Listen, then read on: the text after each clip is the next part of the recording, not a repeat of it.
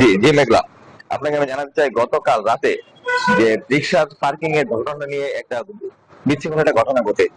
আমরা দেখেছি গতকালকে প্রত্যক্ষদর্শী যারা রয়েছে তারা আমাদেরকে বলছে যে রিক্সা চালক উত্তরা স্কোয়ার যে শপিং মলটা রয়েছে সেখানে রিক্সা রেখেছিল, তারপরে পরবর্তীতে সিকিউরিটি গার্ড রিক্সা তাড়ি দিলে পরবর্তীতে রিক্সা চালক এবং সিকিউরিটি গার্ডের মধ্যে একটি বাঘ বিতণ্ডা শুরু হয়।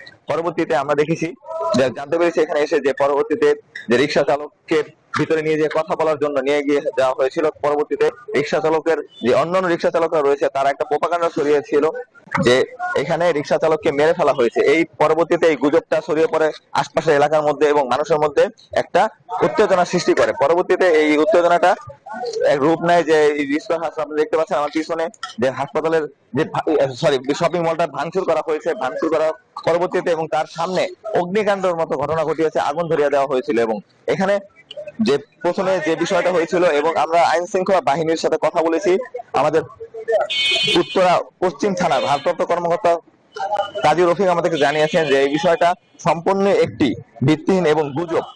এই এই যে হত্যা হয়েছে, যে রিক্সা চালককে হত্যা করা হয়েছে, এই বিষয়ে তারা এখন পর্যন্ত কোনো সত্যতা পাননি। এছাড়া আপনি দেখতে পাচ্ছেন যে রাত থেকেই এখানে পর্যাপ্ত আইন শৃঙ্খলা বাহিনী মোতায়েন করা হয়েছে। জি জি জি আপু, যেমনটি জানাচ্ছিলাম উত্তরা। জি জি। বিকাশ পেমেন্টে 10,000 টাকার বেশি অফার, শপিং চলছে তো।